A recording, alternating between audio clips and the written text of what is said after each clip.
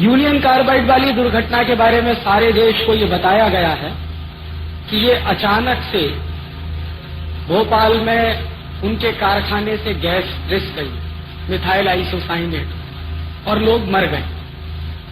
लेकिन उस union carbide के काम में बहुत गहरे में उतरा और इस कंपनी के बारे में बहुत केस स्टडी का काम मैंने किया मेरे विद्यार्थी जीवन में।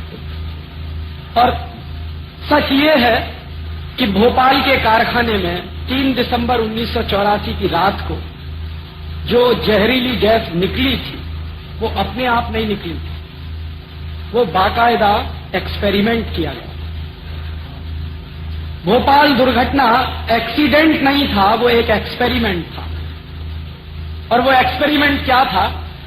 यूनियन कार्बाइड अमेरिका की कंपनी है और दुनिया में ऐसे अमीर देशों की ढेरों कंपनियां हैं जो हथियार बनाती।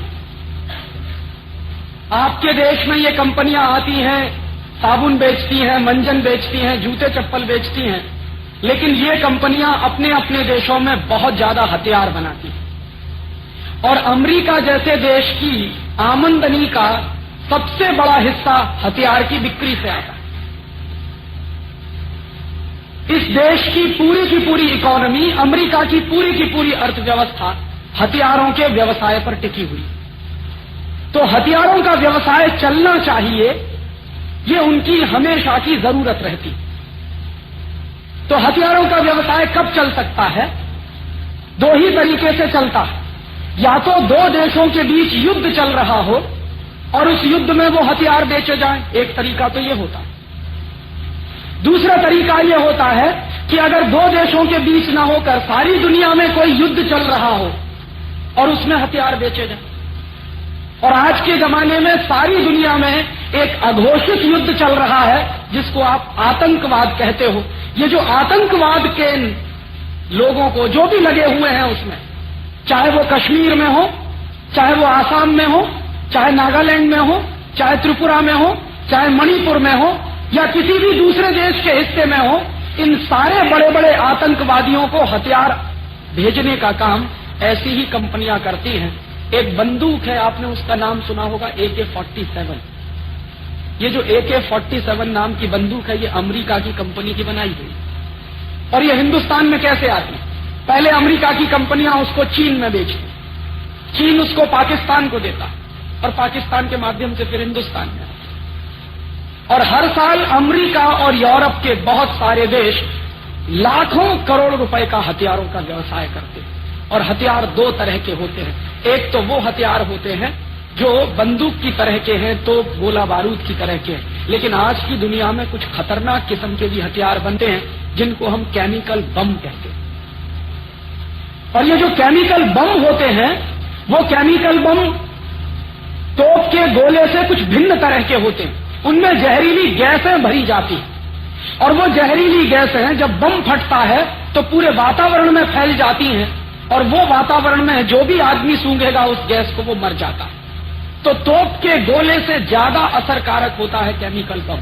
और अमेरिका की ढेरों कंपनियां केमिकल बम बनाती हैं और उन केमिकल बम को बनाने के लिए 2-3 जहरीली गैसें इस्तेमाल होती हैं।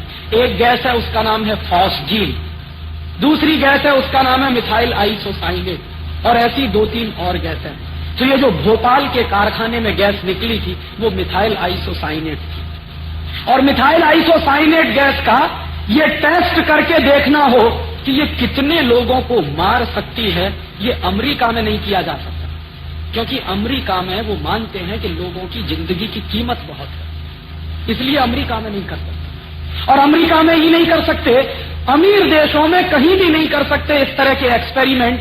कारण क्या है? कारण उसका एक सीधा साधा है कि उनके पर्यावरण के कानून बहुत सख्त हैं और सरकारों ने कुछ ऐसी व्यवस्थाएं बनाई हैं कि वहां के लोगों की हत्या नहीं होनी चाहिए कोई भी एक्सपेरिमेंट करने। तो ऐसी कंपनियां ऐसे प्रयोग करने के लिए, जहरीली गैसों के प्रयोग करने के लिए हिंदुस्तान जैसे देशों को तलाशती। और यही हुआ था भोपाल। मिथाइल आइसोसाइनेट गैस निकली और एक रात में 10,000 लोग मर गए और पिछले 12 साल में 5 लाख से ज्यादा लोग बुरी तरह से प्रभावित हुए। अभी भी मौत का तांडव चलता है भोपाल। अभी भी लोग मरते हैं उस जहरीली गैस के असर पे। वो उन्होंने बाकायदा खूबसूरत प्रयोग करके देखा, और इसी प्रयोग के बाद फिर अमेरिका की फौजों ने और यूरोप के देशों की फौजों ने केमिकल बम गिराए इराक के ऊपर। जब खाड़ी युद्ध हुआ, खाड़ी युद्ध में वही गैसों के जहरीले बम, वही केमिकल बम उन्होंने गिराए और उनको बराबर उसके परिणाम मिले। लेकिन बम गिराने से पहले के जो प्रयोग किए गए वो हिंदुस्तान जैसों में, ब्राजील जैसे देशों, चिली और कोस्टारिका जैसे देशों, कोलंबिया जैसे देशों, ऐसे गरीब देशों में जहां की सरकारें बिकाऊ होती हैं, वहां पर इस तरह के एक्सपेरिमेंट किए जाते हैं। तो ये जो भोपाल में जो कुछ हुआ था वो ऐसे ही दुर्घटना नहीं, वो हिंदुस्तान के लोगों पर किया गया एक्सपेरिमेंट है। और ये एक्सपेरिमेंट आगे और बढ़ेंगे। ऐसे ढेरों एक्सपेरिमेंट किए जा रहे हैं। एक विदेशी कंपनी आई है, हिंदुस्तान में दवा बेचती है, और वो दवा दुनिया के किसी भी देश में नहीं बिकती। अभी तक उस दवा के ऊपर कोई क्लिनिकल टेस्ट नहीं किया गया, कोई क्लिनिकल ट्रायल नहीं किया गया है। लेकिन यहां के लोगों के ऊपर उस दवा का क्लिनिकल टेस्ट और क्लिनिकल ट्रायल हो रहा है। उस दवा का नाम है नॉरप्लांट, बहनों के ऊपर हो रहा है। में नहीं चलती, अमेरिका में नहीं चलती, ब्रिटेन में नहीं चलती, ऐसी तकनीकों को लाके हिंदुस्तान में डंप कर रहे हैं। और आपको मैं बताऊं, ये जो बंबई है ना, और बंबई के बाजू में पूरा गुजरात है, मैं आज आपसे ये कह रहा हूं कि अभी तो एक भोपाल बना है हिंदुस्तान में, गुजरात में तो 50 से ज्यादा ऐसी जगह हैं जो किसी भी दिन भोपाल बन सकते हैं। आपको मालूम है इस भोपाल, इस गुजरात की कहानी क्या है? ये गुजरात एक जमाने में कृषि प्रधान प्रदेश था। आज पूरा का पूरा प्रदेश केमिकल इंडस्ट्री वाला प्रदेश बन गया। मैं जब भी बड़ौदा से गुजरता हूं, जब भी भरूच और अंकलेश्वर से मेरी ट्रेन गुजरती है, सिर में चक्कर आने लगता है। बड़ौदा के लोग मुझसे बताते हैं, मैं जाता हूं बड़ौदा, पानी वहां का जहरीला हो गया, जमीन के नीचे से निकलने वाला पानी जहरीला हो गया। और ऐसे 60 से ज्यादा प्रोजेक्ट गुजरात में चल रहे हैं। जो टेक्नोलॉजी आई है विदेशों से, वो दुनिया के सारे देशों में रद्द कर दी गई है, बैन कर दी गई है। वो टेक्नोलॉजी गुजरात में लाई गई है। तमाम जगहों पर उसके कारखाने चल रहे हैं, और पर्यावरण का प्रदूषण ही नहीं बढ़ रहा, लोगों के मौत की तैयारी हो रही है। किसी भी दिन आपको पता चलेगा कि दूसरा भोपाल कहीं बड़ौदा में बनेगा या बड़ौदा के आसपास बनेगा। और एक बार बच चुका है बड़ौदा के पास जो बड़ा प्रोजेक्ट है केमिकल टेक्नोलॉजी वाला, एक बार उसमें ऐसी दुर्घटना हुई।